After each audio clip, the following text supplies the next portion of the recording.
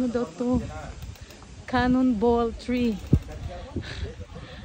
Ang lalaki ng bunga. Kinakain ba to?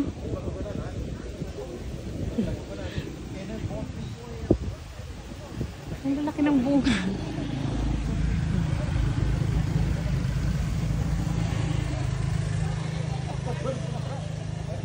Ito oh, ang dami niyang bunga oh. Ang ganda ng bulaklak pala niya. Ganun yung itsura ng bulaklak oh. Ayan. Ang dami niyang bunga.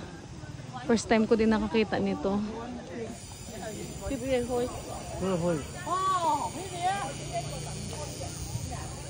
Ayan.